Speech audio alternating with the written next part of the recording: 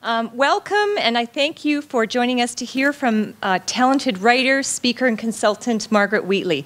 It's great to see so many of our customers here tonight, along with our board members and our special guests. The Edmonton Public Library's mission is We Share, and our forward-thinking speaker series is just that. A venue to share thought-provoking and engaging speakers with Edmontonians in an effort to expand our horizons, educate, and inform.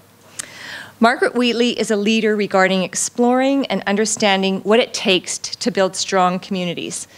Similar to EPL's outlook, Margaret Wheatley's philosophy embodies the need to develop and support communities, invest in people, and strive for greater insight in order to find innovative solutions. In doing so, she believes we can create great places to raise families, live fulfilling lives, and nurture strong individuals who can make a real difference in our complex world.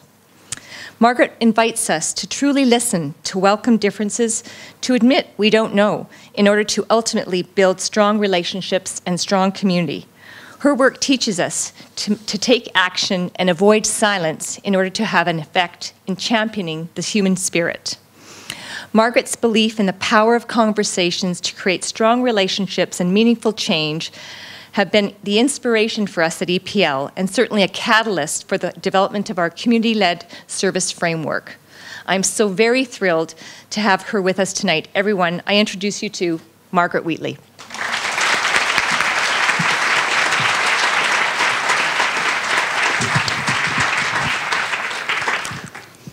Well, I'm really happy to be here. I hope you are too. And you all have to, at this very moment, send a little bit of positive energy to my vocal cords so that I can speak freely. And if my voice cracks, it's just because of emotion. It's nothing else. But I'm really delighted to be here. I don't think I've ever been in an organization that has tantalized me so much by having such a clear mission statement: we share. And I came full of anticipation for what I would discover and had a wonderful 2-hour session with about 40 staff members. And I'm willing to validate that this library runs as well as its promotional materials say it's going to. That's a very rare occasion these days, to really find an organization that is willing to put resources, time, and attention to the things they say they value. Also, in talking with the staff, I was just delighted. I asked the question of, so what's become possible for you? What potential have you manifested from working here? And to a person, it seemed that people felt they really had room to expand and grow and find meaningful work. And I made one little switch that it was a new statement from me, so I'm going to make it old by saying it twice now in one day, which was, people said, you know, we really like working. We really like each other. And so it's easy to work together. And I said, I think I need to reverse that. You're really working well together, and therefore you learn to like each other. Because in my own experience, when the work is meaningful, when the cause is compelling, when we have the freedom to innovate and discover new capacities in ourselves, we not only work well together, but we go past the criticisms and judgments and really discover these are nice people. Or even if they're not nice, I understand their motivation for being a jerk. You know? So I'm just really thrilled to be here. And as I said, it's very rare to find an organization these days that has such a bold, clear mission statement or value statement and then actually delivers on it. So I want to talk about this, but that's the larger context of why I hope to support all of you, whatever your work, to really get clear that this is the answer to all of our problems. And it's also the cause of so many problems is because we no longer come together as community. It is, for me, the untapped resource we most need in times of this crisis and uncertainty and anxiety and fear, and yet we don't see it as that. And I'm going to do two things tonight. That's why you have to keep praying for my voice. Okay. I'm going to talk about the cultural dynamics that work against community. And then I'm going to talk about what are the few principles that make communities healthy and therefore resilient, so that you can all both acknowledge the experience and the wisdom that's right here in Edmonton, and also then be very conscious about what is the work you need to do going forward. So let me first paint a very depressing picture. Because in my own estimation, this culture is operating this way, as a giant centrifuge extractor. Now, centrifuge extractors take solutions that were okay and speed them at such high rate that they separate from each other. I think that's clearly what's going on. And I want to talk very specifically about some of the dynamics that I see globally, and I do work globally, so I offer that to you. These are not just local trends, but they severely impact our ability to come together, work together, and stay together. The first is simply time. We just keep thinking we can do more and more in less and less time. I'll be talking a little bit about each of these. The second one is burgeoning bureaucracy. Mindless budget cuts and distraction. This photo, by the way, is of Hurricane Katrina coming into the Mississippi coast. I think it's a gorgeous, powerful image of turbulent times. But let me talk first about time compression. So I don't think I have to say anything else except in a library context show you this. The 30-second books. So in economics, the 50 most thought-provoking economic theories, each explained in half a minute. For those of you interested in going more deeply into the Bible, the second book would appeal to you. And those of you who want to understand politics, actually it doesn't take 30 seconds to understand politics anymore. There's one on science that attracted me, but I thought, I will never give money to this publisher. You know. I saw these books in the States, but I also saw them recently in Scotland. I did figure out that you could get a great liberal arts education in about a day and a half. And when I made that statement recently in Australia, where I just was, people told me that their daughters and sons who are in college and uni don't have to go to class anymore because all the classes are pre-recorded and they're online, and they watch them at double speed.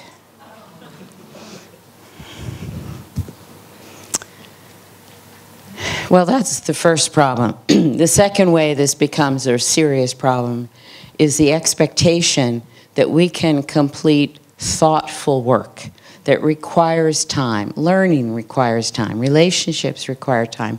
All of that has disappeared in this formula. All you have to do is do it faster to make it more attractive. And there's no sense of understanding what it takes to live a human life or to develop as a human being. And this is a serious, serious issue, of course. Now, one of the things that happens with people who are trying to get more and more work done in less and less time is this. We lose our essential human qualities, and we become like donkeys or robots.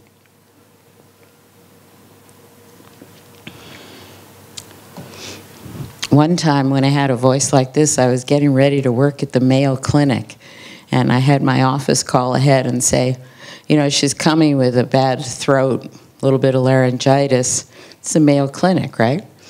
I arrived, and what they had for me was lemon juice, water, and honey. So this is the Mayo Clinic's recommendation. And it works beautifully. When we are under stress, the only thing we're good at is making lists. Are you making more lists? We all have to, because life is more complex. But what we lose is important to notice. We lose memory. It's not age dependent. We lose the ability to envision, imagine, and look forward.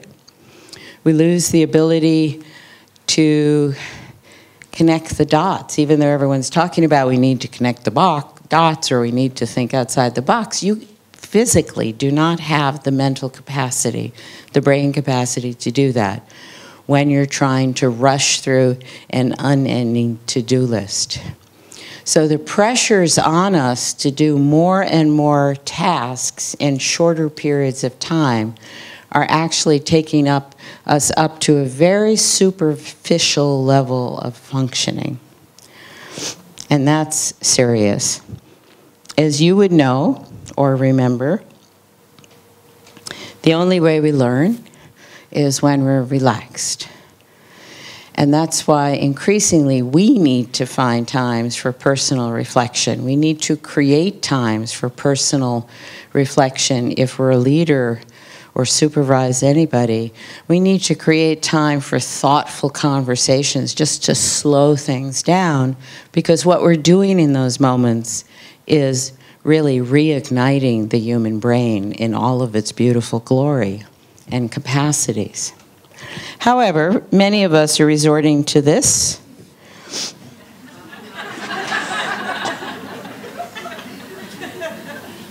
This is from the 1930s, and it's more and more relevant.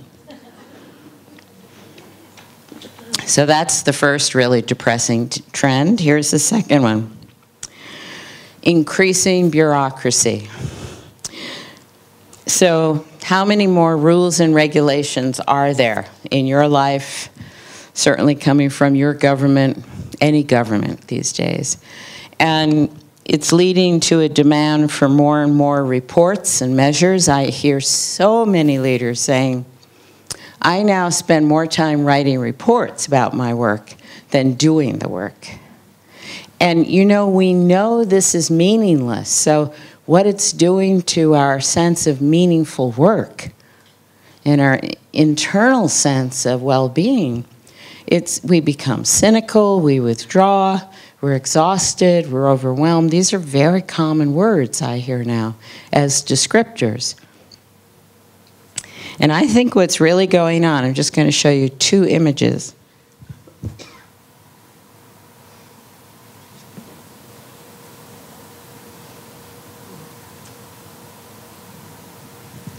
This is what I encounter in the halls of government, in policies, in decisions being made for large categories of people. And increasingly, I feel stupid having to say it, but I know I have to. Can you please remember there are human beings working for you? And this came up in working with the staff. Someone said, basically, this sounds kind of simplistic, but you know, it's human beings. That's really what's happened in these past several years. We've forgotten who we are. We've forgotten what motivates us. We've forgotten the power of community. So it's up to us to remind ourselves and to restore it, because it's a wonderful place to dwell with other humans. So I'm announcing this is going to be an award that I'm going to start giving to organizations. I got it off an egg carton. So I'm thinking, you know, if we can do this for chickens, could we do it for people also, please, right? So the third depressing, really depressing, these are validly depressing trends, is the way that budgets are being cut now, not because the program is bad, but often because somebody doesn't like it or wants to give the money to something else. I mean, I've worked in Alberta quite a lot, and I'm alarmed at where all the cash is going. Last year I was here working with educators. It's not a pretty picture. In a cash-rich province, where the priorities are. And then government after government, those of you who know the UK or Australia, or I was just in New Zealand as well, across-the-board budget cuts in the name of austerity. And what that is leading to is the demolition of very good programs that do have proven track records, that serve the community, that serve the people. And so someone called us this.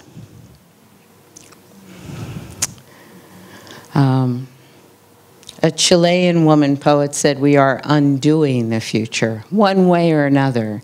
This is what's happening." Okay, last depressing trend is this. Best done with a photo essay. Might be a date, who knows. And then this one is from New Orleans. In my own personal experience, I walked in with a group of friends. We're having such a wonderful time. We had just been with the Dalai Lama, and we wanted to talk, you know. So we looked at Community Cafe, we walked in, and then we walked out.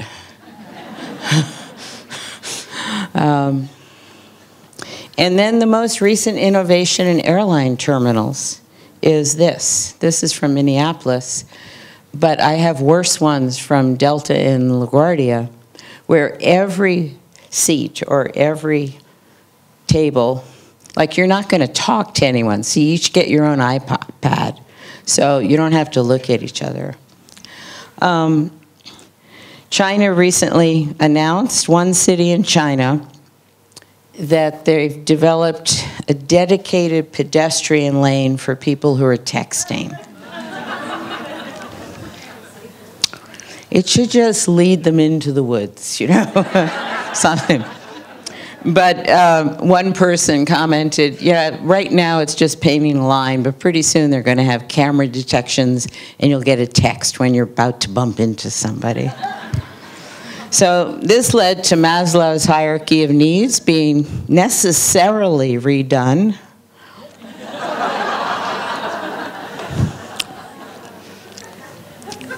This absolutely hits home. So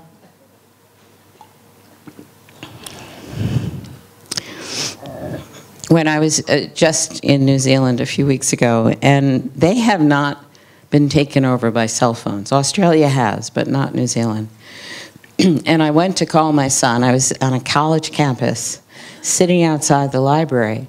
So I just find a comfy chair to call him.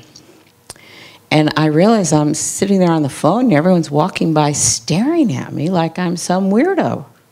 Do you even remember those days when people talking to themselves, walking and talking, were considered crazy? And now I actually did see someone talking to themselves in a crazy fashion, but I couldn't believe it. I thought, no, they have to be on the phone somewhere. I just don't see it. So that was a flashback, being in New Zealand, where nobody's on the cell phone. And why would you have a conversation with your son in public space? Just think about that, though. We've varied so far from that, so far. And, you know, the price of distraction is severe. So the Titanic, as arrogant and grand and trying to be the best, the fastest, etc., what really brought it down was distraction.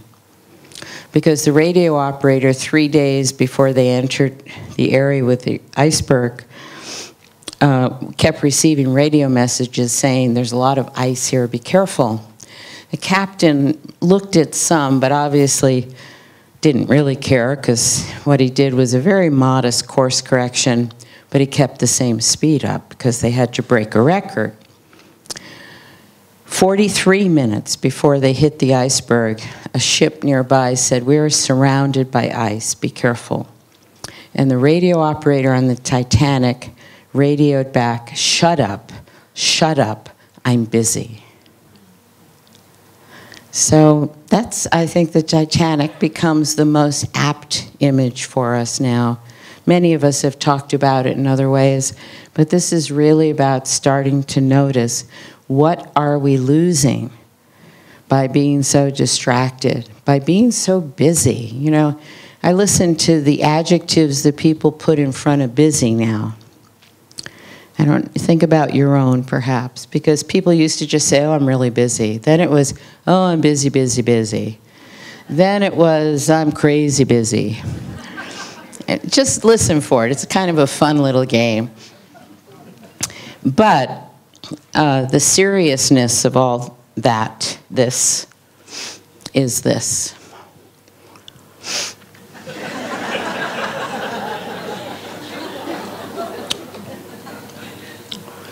So I need to describe these trends because they're so dominant and they're destroying so much human capacity.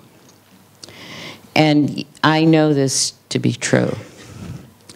So for me, the work becomes drawing your attention to these dynamics so that you can stop it in your own lives, in your own workplace, in your own family. Although I just had this incident at U.S. Thanksgiving a few weeks ago where two of my sons, who have young children and happy wives, were sitting at the Thanksgiving table, and there's just 6 of us. Their father, one son and his wife, the other son and his wife. It's a small table. And all of a sudden, they both pick up their phones, and they're back on their phones. I don't even know what they were doing. I think they were looking for a photo to give them credit, but I immediately said, "You know, I just want to notice you're both back on your phones." Whereupon one son dials the other. It was great. They get in a conversation across the table that includes the comment, "Isn't it just wonderful how technology brings us together across distance, you know?" But we have to resist these dynamics. They don't stop on their own. In fact, they're escalating. So we have to stop them. And that's why I describe it, because this is the answer. And yet we're all struggling against distraction, time compression, bureaucracy, mindless behaviors, and budget cuts if you're in any social service work whatsoever or education. So the power of community was brought to my attention. Actually, it's in Africa, working mainly in southern Africa, that I realized that's where I learned about community. That's where everybody knows you don't exist as an individual. You only exist because other people exist. It's a concept called Ubuntu in South Africa. I exist through you, you exist through we. We call each other into existence through our relationships. That's what I learned in working long time in South Africa and Zimbabwe. This is a photo of Senegalese women, though, because there I learned that, and I don't know if this is still true. I want to check this out. There's no suicide in Senegal, and perhaps other West African countries. And when I was there and asked, how could this be possible? Because I thought suicide was because it's so horrible, right? I'm sure many of you have been directly touched by it. It's a pandemic in the world now. In fact, I just learned, this is really depressing. More people die from killing themselves worldwide than die from wars, natural disasters, or being murdered. Isn't that incredible? More people choose to leave, can't bear it anymore. I thought it was part of the human condition until I went to Senegal, and then when I asked him, I said, how is it possible that you don't have suicide? He looked at me, he said, well, we have each other. Nobody goes hungry. Nobody goes homeless. And then I met a woman that I was working with who'd spent 13 years living in Senegal, and she said when she got ill, her room was crowded with people who just came to sit with her. Not a condition I would favor myself. You know, leave me alone to die, thank you. But they couldn't leave her alone. Then there's a beautiful story out of the Northwest, British Columbia, in fact, of a tribal community, First Nations, that was plagued by teen suicides. And everything turned on the following incident. There was a young man who's standing on a bridge getting ready to throw himself into a river that ironically was called the River of Life. And as he was standing there hesitating, a car went by and people in the car waved at him. And that stopped him. And telling that story focused the community on, oh, this is an issue of belonging, feeling welcome. That's what you do so beautifully at this library. And the video really captures that. But I saw it today just being here for a few hours. This is an easy place to enter, no matter who you are. That creates a sense of belonging that in turn creates a sense of mental health, emotional health, and then we stop having so many issues and problems.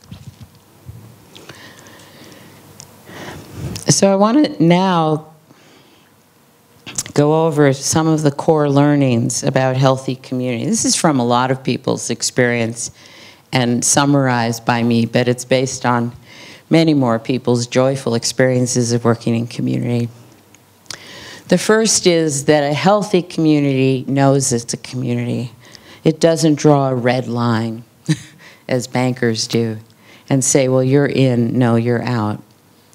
It embraces everyone within the geography. And I more and more believe there isn't any other kind of real community except communities of place. And that's also the beauty of what goes on here. You have 17 branches, is it? Yeah. Secondly, healthy communities don't discriminate that some ages are, or generations, as we now call them, have more to offer than others. Everyone needs to be able to contribute. Everyone needs to be invited to contribute. Everyone's wisdom perspective is different depending on the decade you're in. And so this is an attribute of healthy communities. We don't exclude people, or what's going on right now is we're just labeling each other by our age, right? So the millennials are like this, and the boomers are like this, and us old ones are just, get out of here, you know.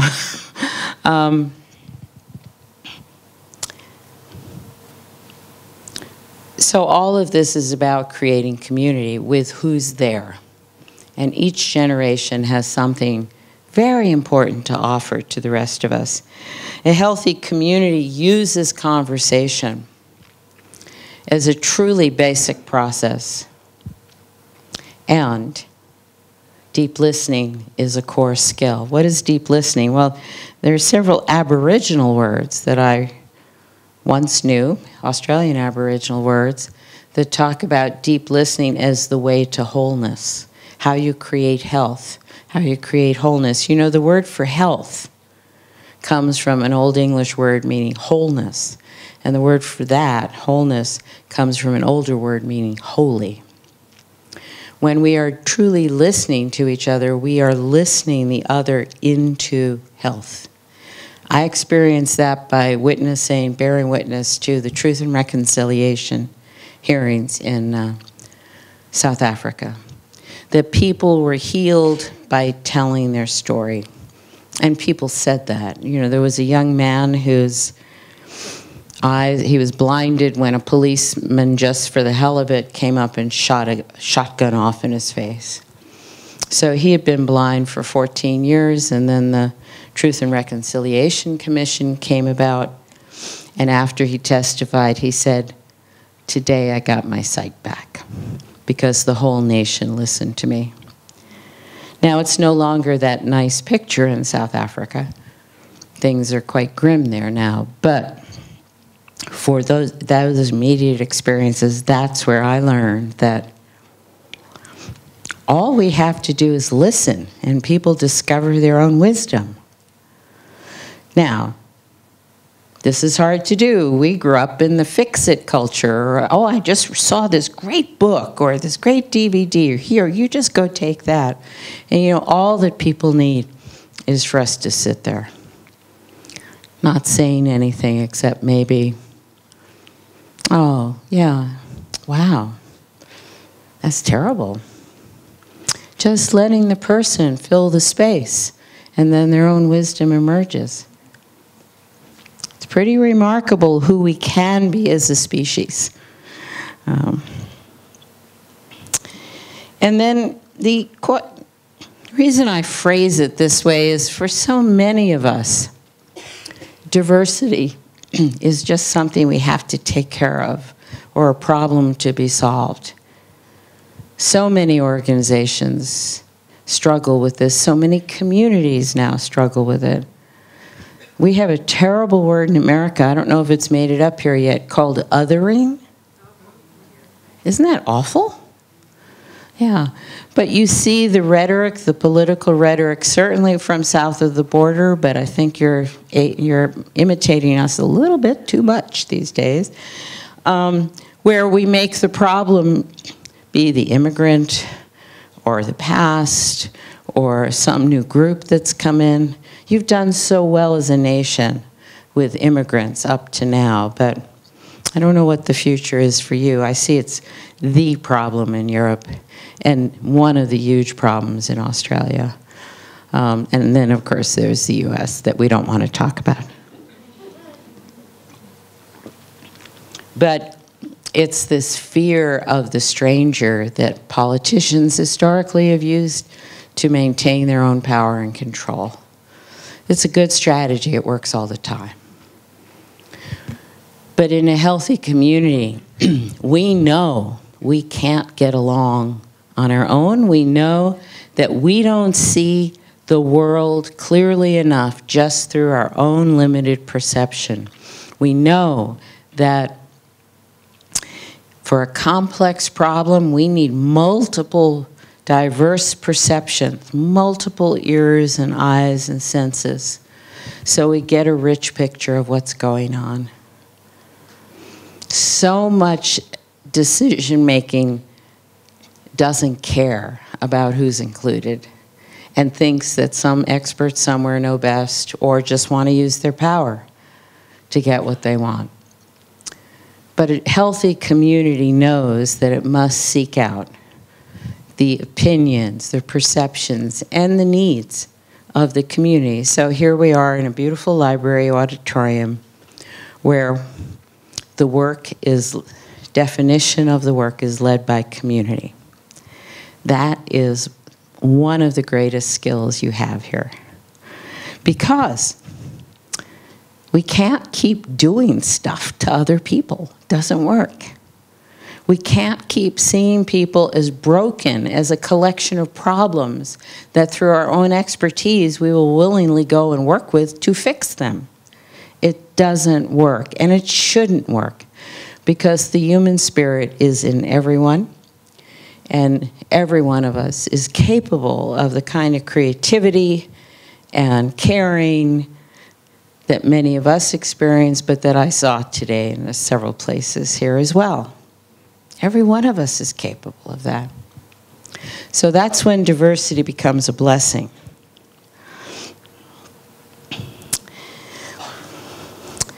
And a healthy community, this is a really important reformulation. It was given to me many, many years ago by an elder in my field of organizational behavior, Marvin Weisberg. He said, I used to go into organizations and ask, okay, what's wrong? How can we fix it? You pull out the flip chart, you write down all the problems, and what happens? People get really depressed. He said, it took me quite a number of years to realize the right question is what's possible and who cares? Who cares enough to work on it? That's what healthy communities discover. They focus on what's possible, and then you discover much more is possible than you ever thought was possible.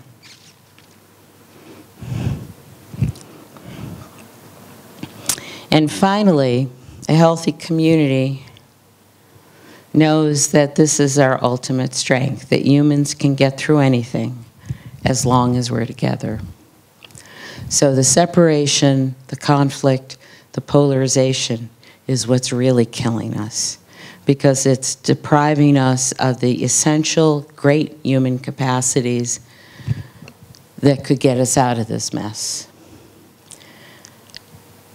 How do we bring back fully human beings, being fully human?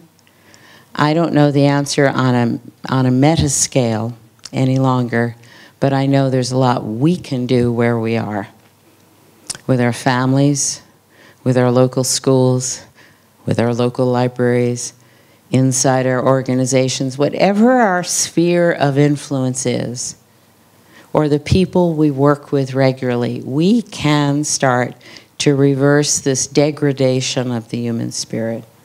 We can do that. So my advice is always work where you are with the people in front of you, with the resources you have, and just pay attention to your relationships. Pay attention to how much time you're taking to think things through, which in most cases is 0. And pay attention to your own internal well-being.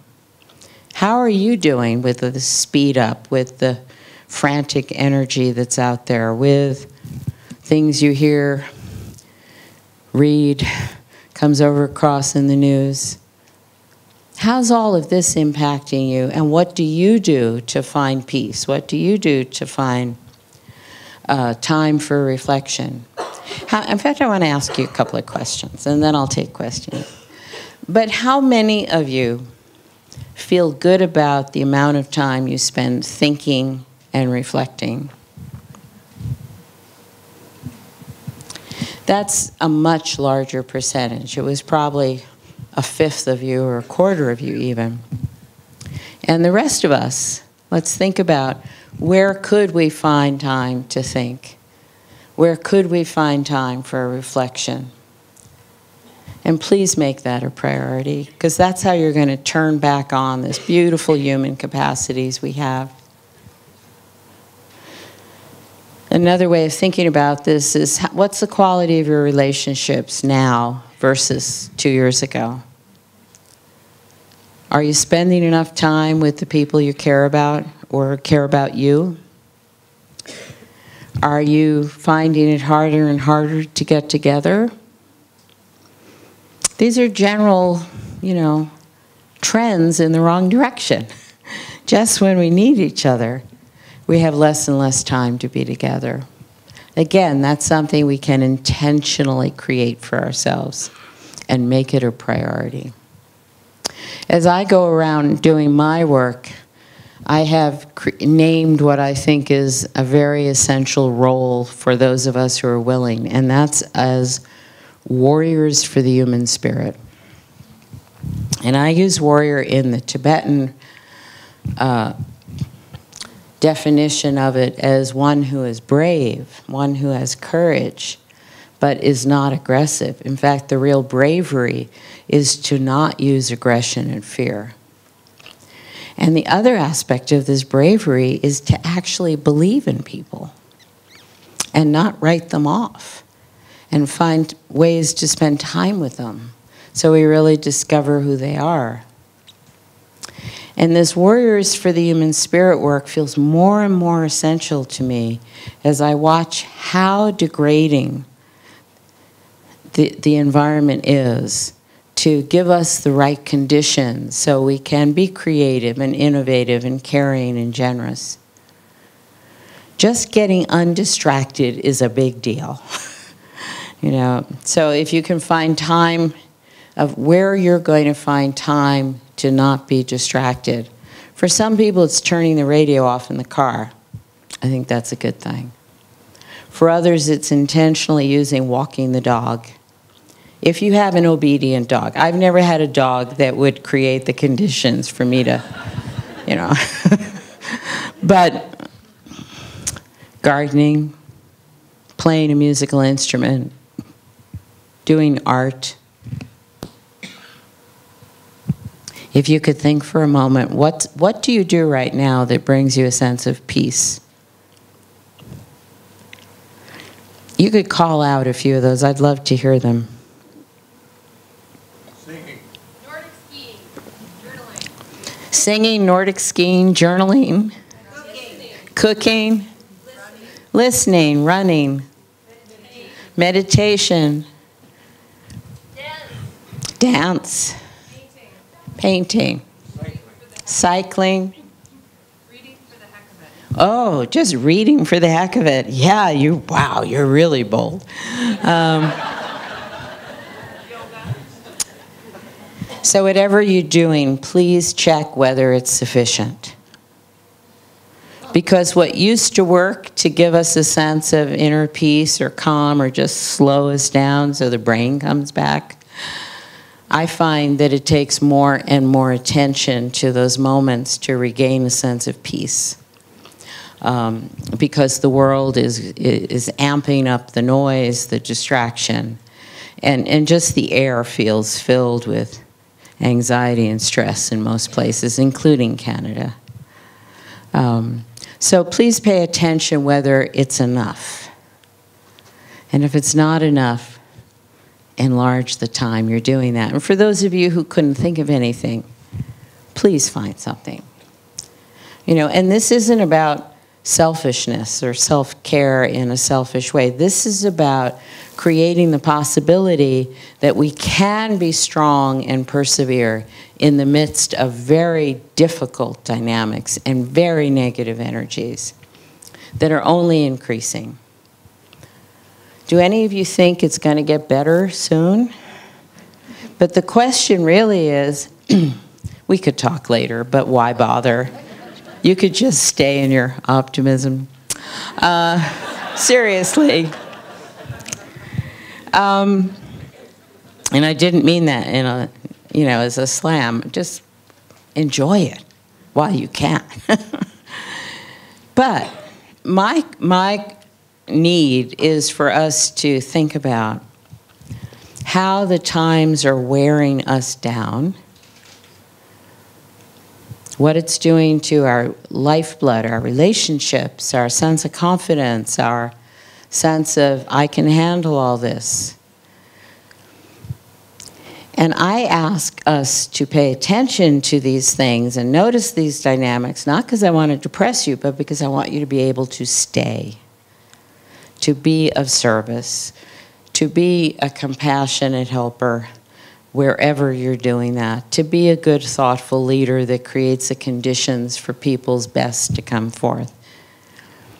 I work with a lot of very senior leaders who are, at this point, also dear friends. And the question we've recently been in is not, what do I do? But how long can I put up with this? That's a serious question. You know, that's a very serious question. I know I can put up with a lot more when I attend to my internal state. And I feel a deep sense of well-being or connectedness to life. I know that gives me the capacity to stay in the hard places.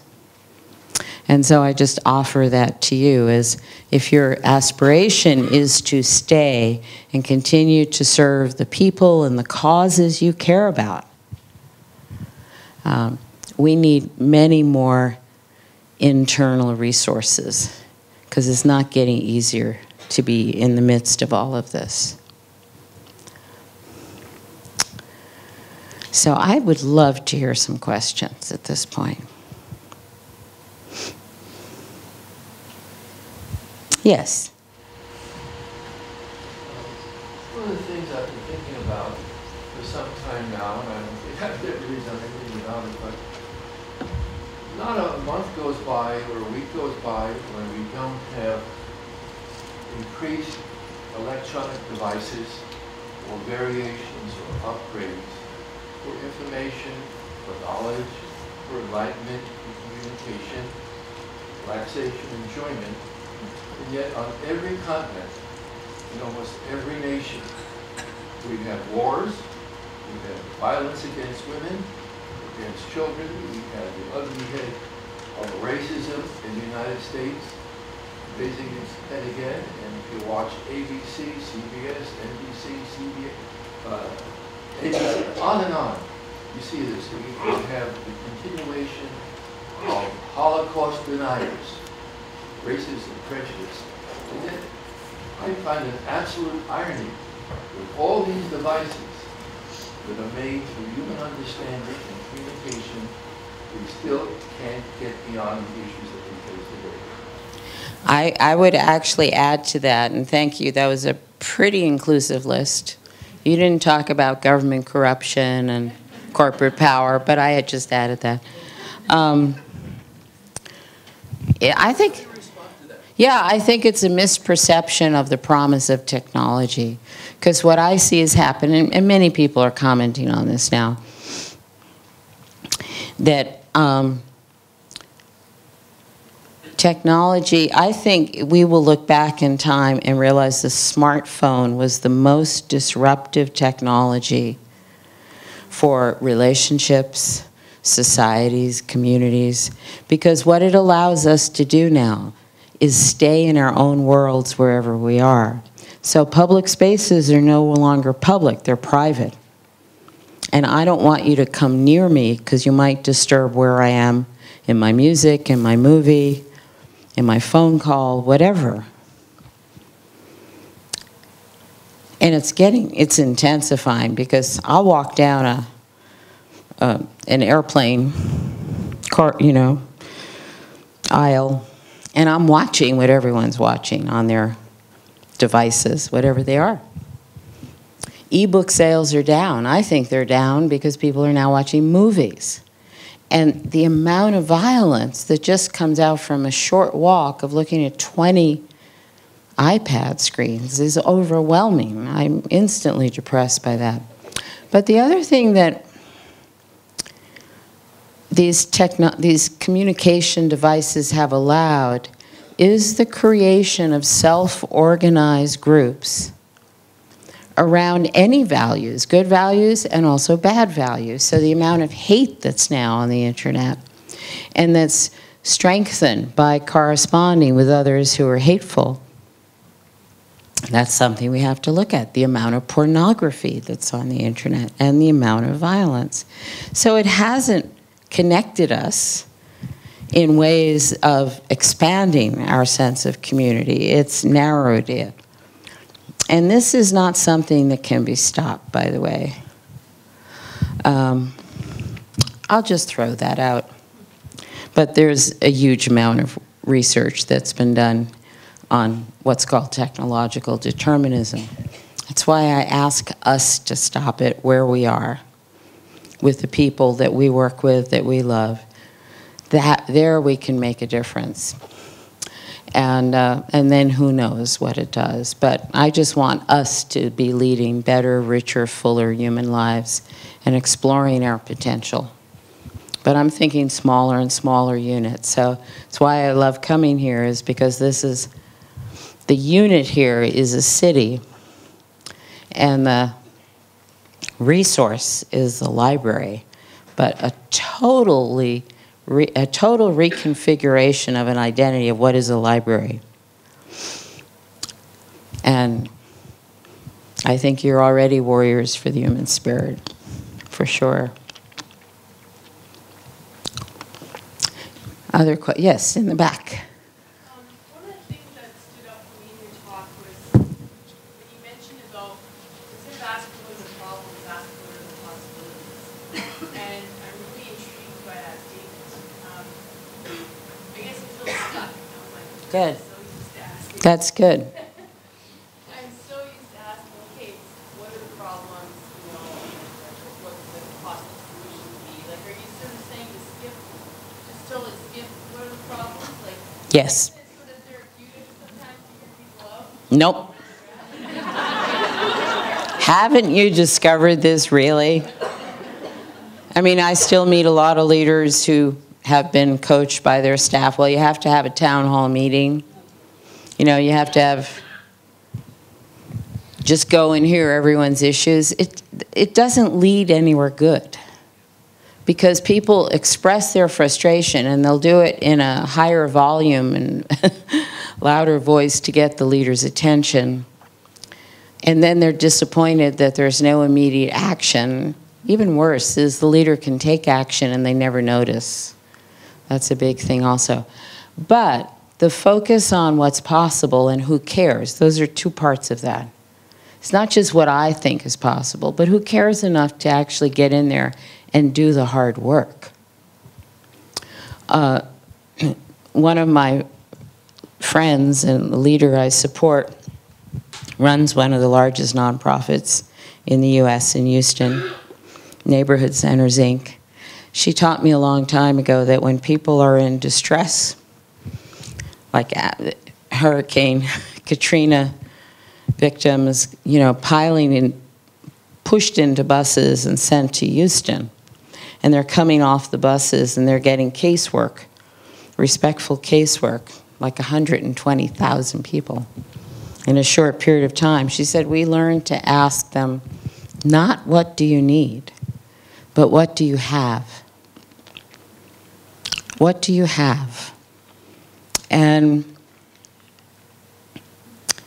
this is a very important difference, because you're immediately locating people in their lives from a place of, well, I have something.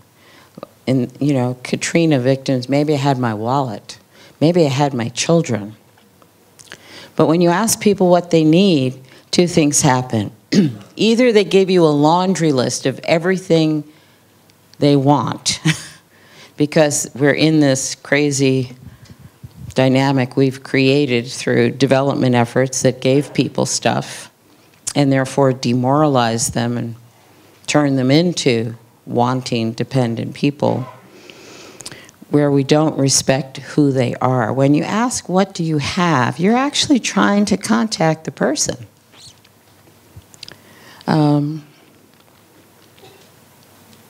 What do you have that you'd like to offer to the community?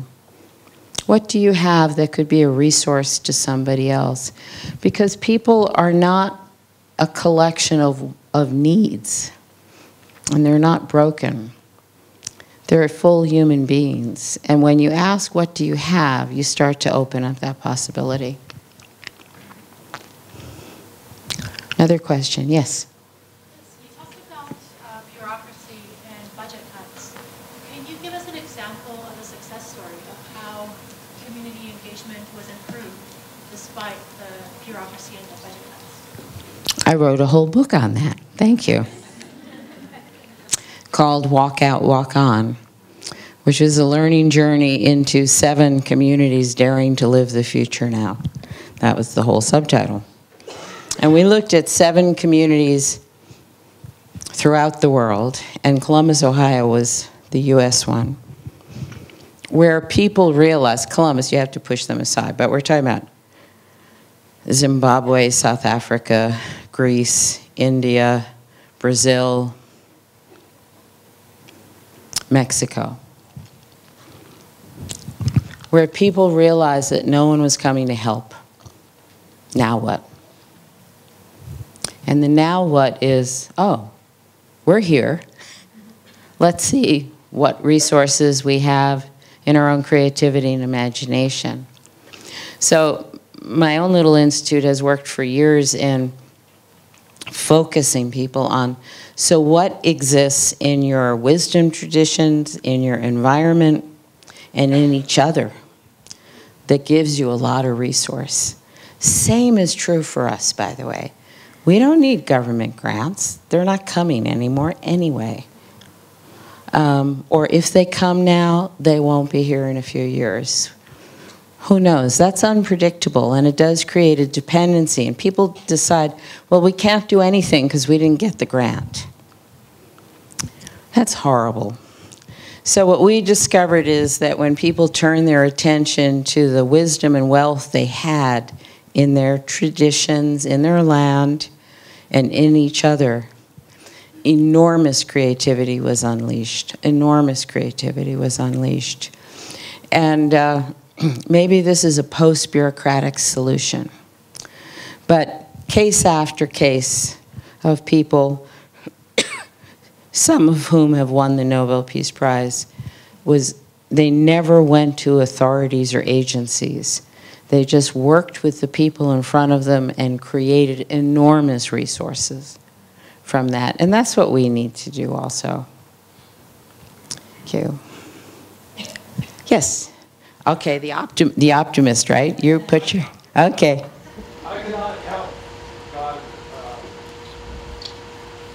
visualize the interconnected nature of cell phones, internet, and all this information sharing that's going on as this incredible resource that is going to basically blow the economic pie is going to get bigger. Right.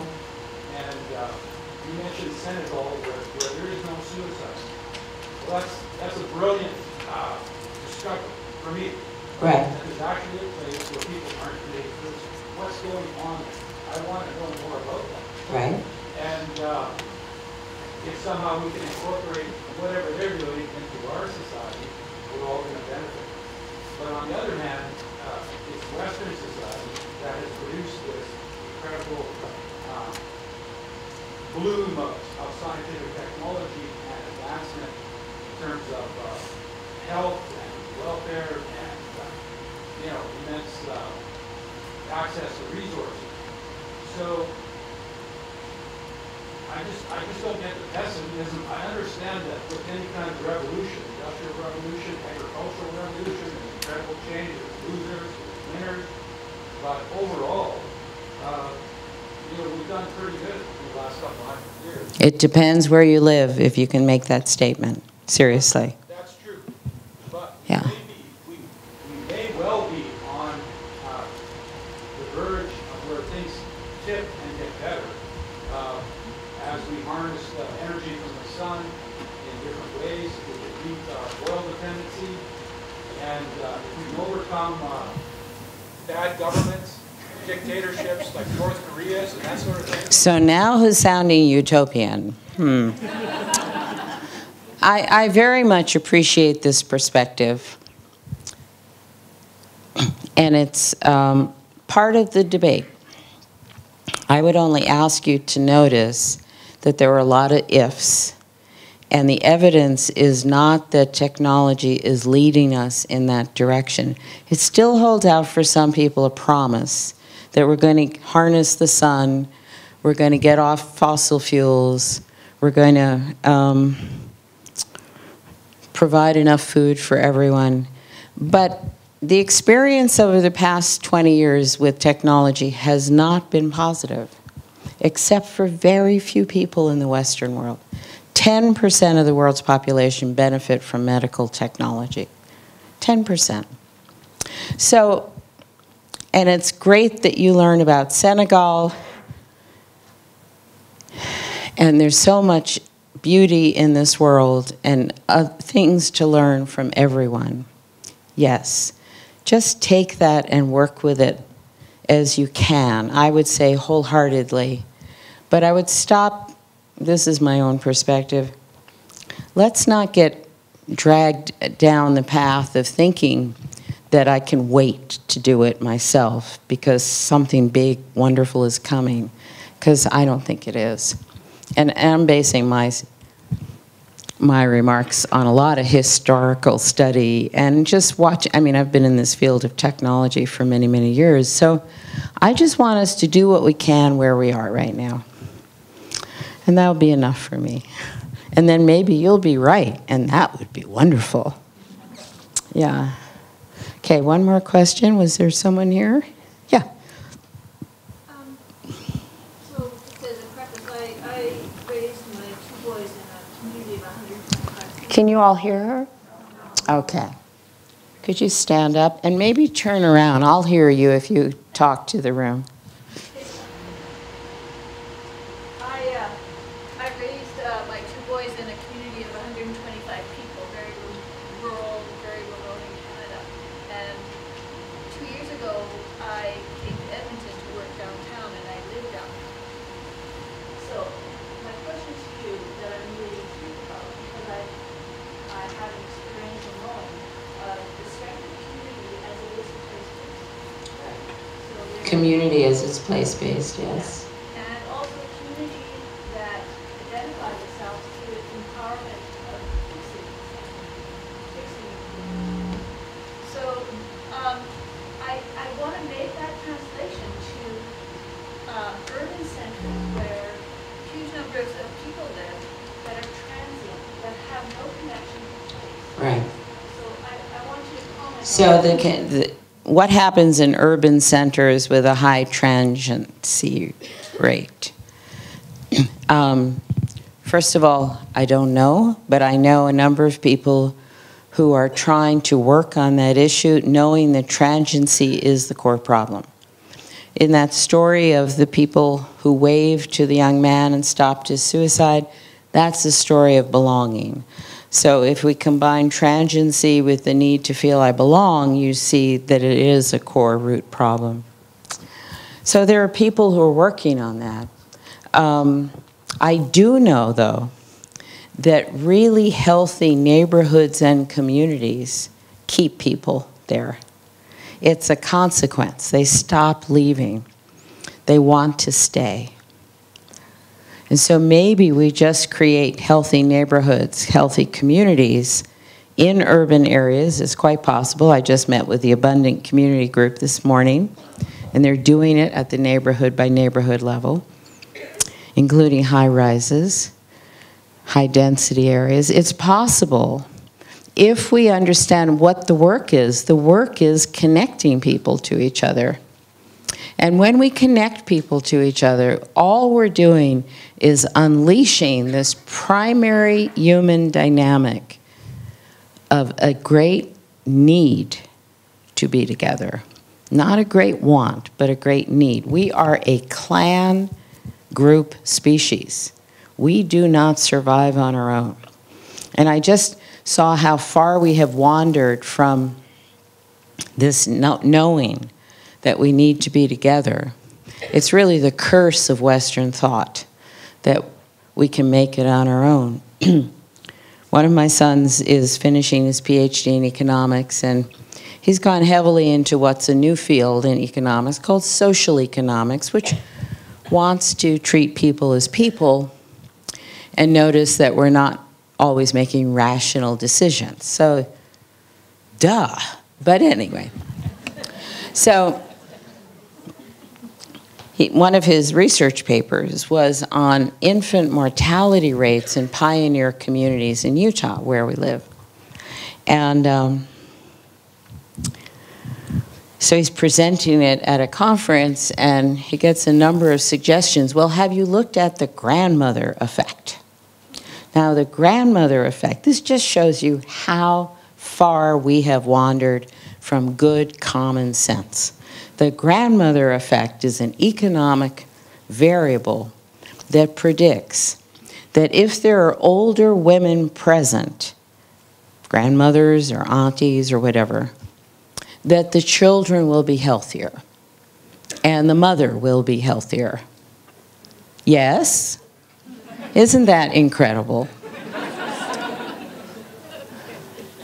So what we're doing in this research, I could barely contain myself. He's getting used to me, but still, it's like I started sputtering. It's like, so you're taking as a given that we live in nuclear families in isolation and struggle on our own, thereby discarding about 90% of the way the world lives, and saying that, well, we should just bring more grandmothers into the picture and babies would be healthier. We are so screwed up. We really are. So when we work in any way to connect people to one another, our greatest ally is that that's a primal need. And therefore, people respond. And once they connect, they blossom. And they become healthier. They become more. We could solve a lot of our suicide issues, a lot of our youth violence issues, if we just had communities of belonging. And it's harder and harder to do it because of technology and because of the fast pace and the level of fear and violence. But that's the path for us that can do it. Is there any last question? Yes? Yeah, so these communities that you studied, what would have been... Well, I haven't studied. I've been in. Have those communities. So what would be, say, 2 or 3 phenomena? So these are communities that have active connected leaders in a certain level of communal cooperation. What would be 2 or 3 phenomena that really stood out to you? I've had an opportunity to ask the same question. And I've drawn my own experiences, but I'd be interested to know what you found. And you're South African? I am, yeah. Yes. It's my favorite accent, so I always love hearing it. So have you experienced this when you were there? No, I've done, You left a long time ago? no, I've done some work in Malawi. Okay. Classifications around direct action and cooperations. But I don't know, sort of what I found and try to articulate. Yeah. But I'm interested to know. Well, let's see what I say corresponds to your own experience. I'd be interested in that. So I think it's what I outlined, but the first thing is what's most important, is a healthy community, or one that can work on its issues, identifies itself as a community. Like, we are together, we're in this together, and we'll try and work through this together. By the way, it happens less frequently as we lose traditional cultures around the world. And this is, of course, horrifying and terrible, but that has always been the essence of, okay, we're here, we know we're in this together, and we turn to one another. But if there is the dissonance or the distraction or the lure of commercialism or a better lifestyle if I leave, then we're losing that. I mean, I've seen this tragically disappear in a lot of places. And the second core component is the women. It's the women who step forward, who have their eye on the future because of the children, who have their eye on the whole community, give back 70% of whatever they earn to the community. The men seem to give back 30%.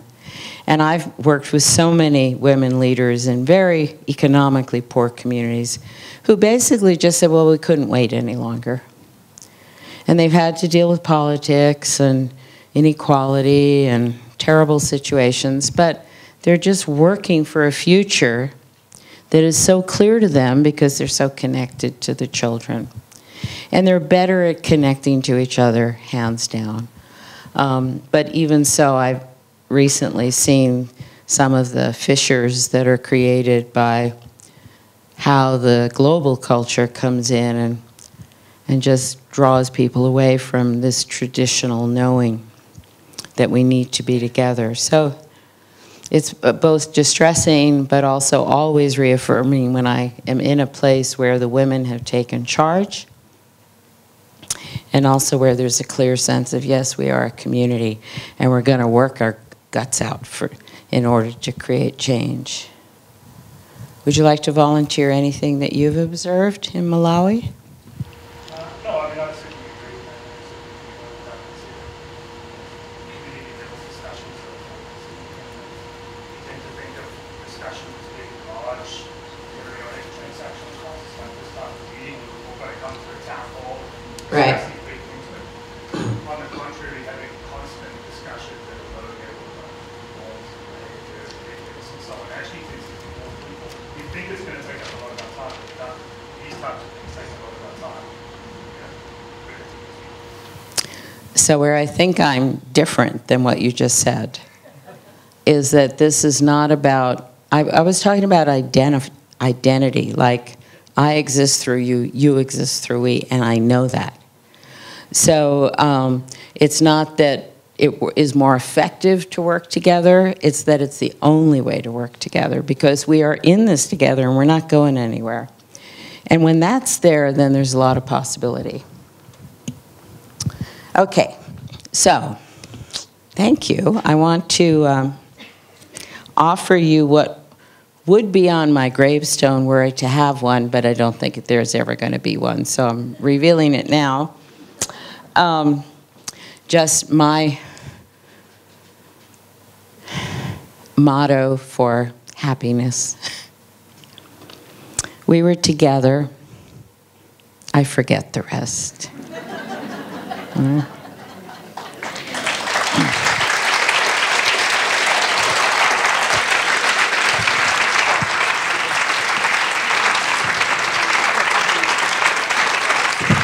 So I have one more thing, which is I just published my 8th book. Isn't that Raven gorgeous? Yeah.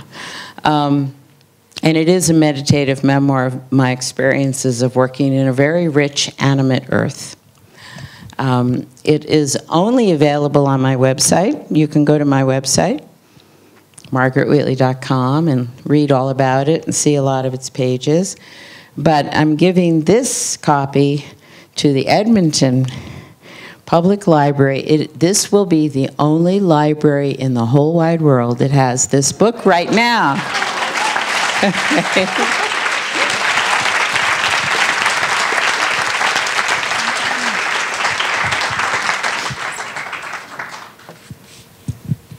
Thank you for my voice. We thank you for your voice too, Margaret. That was absolutely compelling. And my name is Pilar Martinez. I'm the Deputy CEO here at Edmonton Public Library. And I think for those of us, many of us who are working to build those healthy communities that Margaret spoke about, we've certainly got a lot to think about and to work towards. And I have to say how honored I am that Margaret spent the day with us, but most of all that she believes that we are warriors for the human spirit, because that's certainly what we're working towards. So on behalf of all of us here in the Edmonton Public Library, I would like to present Margaret with a small appreciation, a gift of appreciation on our behalf. So thank you everyone for coming.